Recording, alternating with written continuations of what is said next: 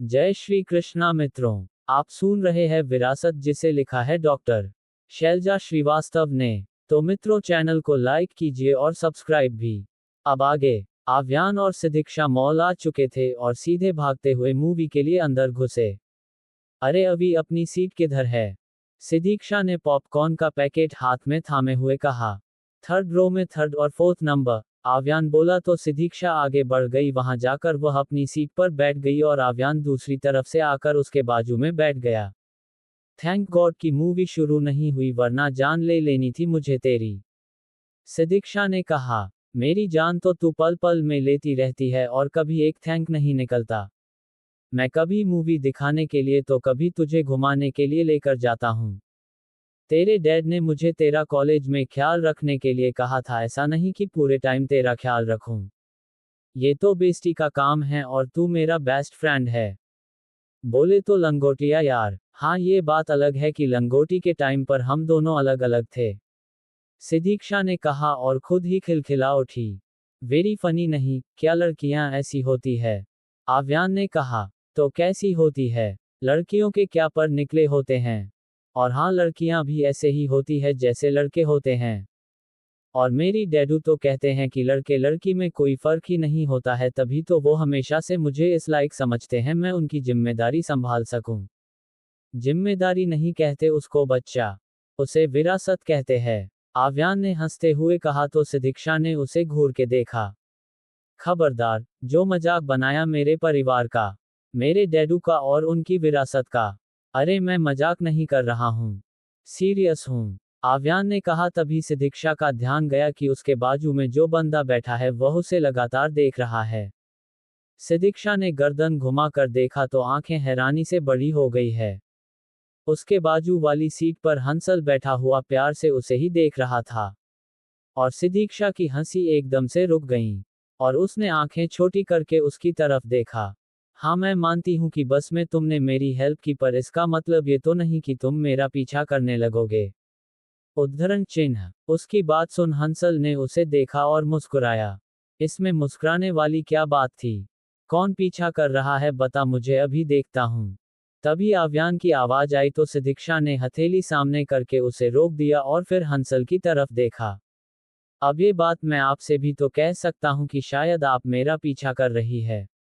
पहले उस बस में मैं चढ़ा था, फिर आप, और अब आप यहाँ पर भी आ गई जहाँ मैं मूवी देखने आया हूँ। देखिए, सिदीक्षा ने बोलना चाहा कि हंसल बोल पड़ा। बस में भी मैं आपसे पहले था और इस मूवी थिएटर में भी आपसे पहले हूँ। अब खुद ही ख्याल कीजिए कि कौन किसका पीछा कर रहा है, हंसल ने कहा तो सिदीक्षा ने एक नज़र उसे देखा और फिर सामने देखने लगी। उसे समझ नहीं आया था कि आगे क्या जवाब दूं।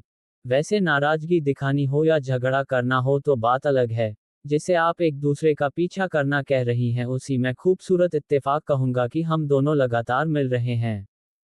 जरूर ही ये कोई खूबसूरत सा इत्तेफाक है या ईश्वर का कोई इशारा, हंसल बोला।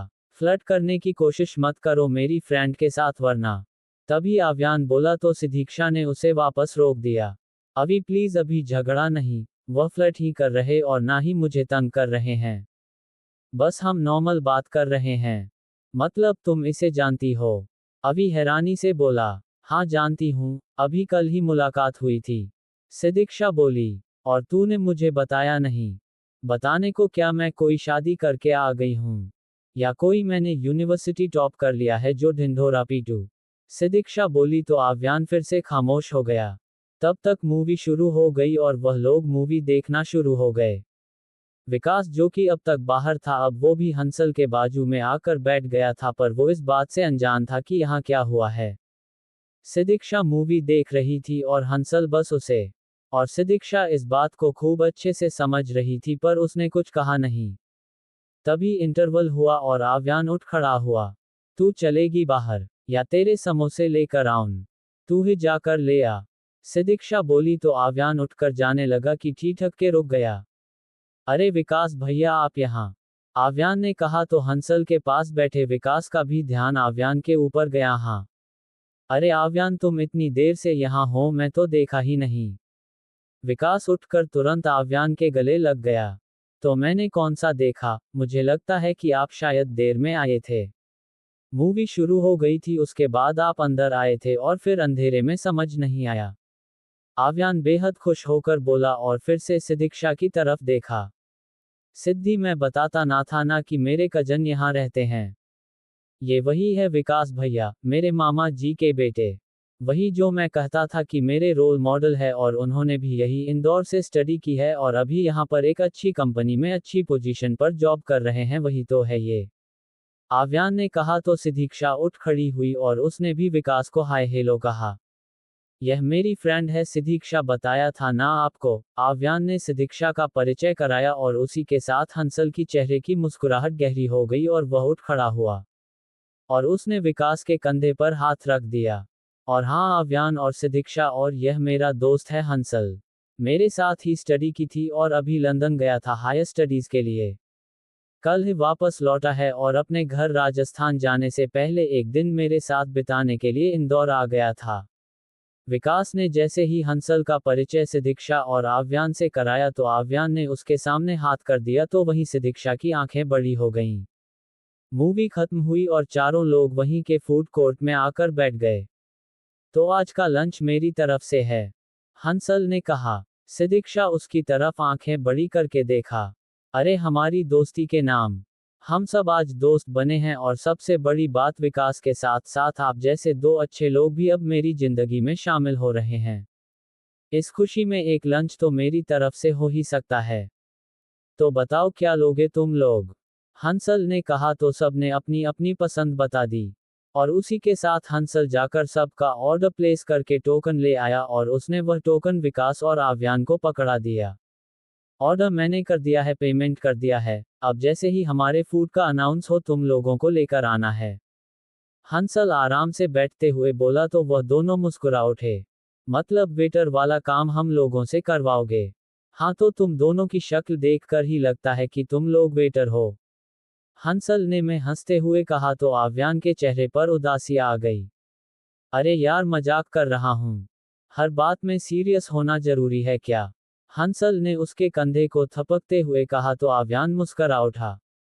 नहीं, वह मेरे काले रंग और पर्सनैलिटी के कारण अक्सर लोग मजाक बनाते हैं, इसलिए मुझे थोड़ा बुरा लग गया, आव्यान बोला।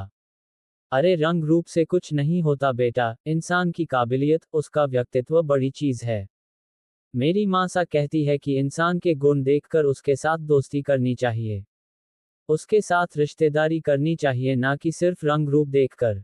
कई बार जिन लोगों की सूरत बहुत अच्छी होती है वह अंदर से बेहद खराब होते हैं, और उनके साथ होने का हमें हमेशा अफसोस होता है, हंसल ने कहा। उसकी बातें सिदीक्षा को प्रभावित कर रही थी।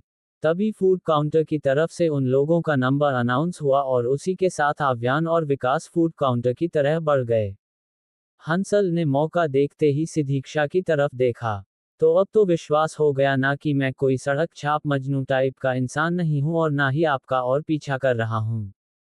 ये तो महज इत्तेफाक है, या शायद किस्मत हम लोगों को मिलाना चाहती थी, इसीलिए हम लोग पहले भी मिले और अब तो अच्छी खासी दोस्ती निकल आई है, हंसल ने कहा। हाँ शायद आप ठीक कह रहे हो, और सॉरी यार मैंने गलत समझा तुम्हें, पर रियली में मुझे ऐसा ही लगा कि तुम मेरा पीछा कर रहे हो।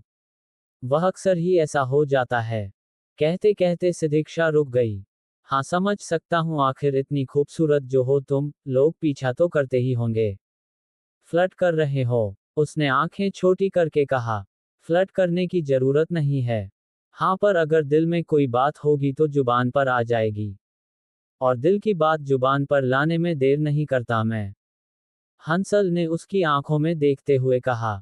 तब तक विकास और आव्यान वहां आ गए और उसी के साथ वो लोग अपना लंच एंजॉय करने लगे। पर हंसल और सिदीक्षा की आंखें एक दूसरे पर टिकी हुई थी। खाने के बाद, चलो अब कहीं और चलते हैं, तुम लोग चलोगे साथ में?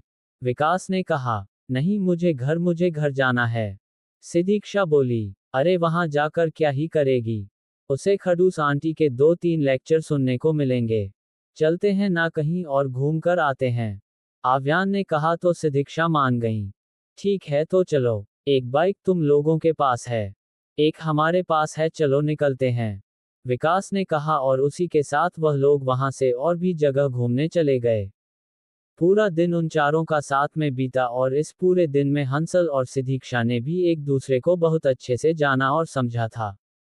इनफैक्ट दोनों के बीच दोस्ती भी हो गई थी। हंसल और सिद्धीक्षा से भी ज्यादा अच्छी दोस्ती हंसल की आव्यान के साथ हो गई थी।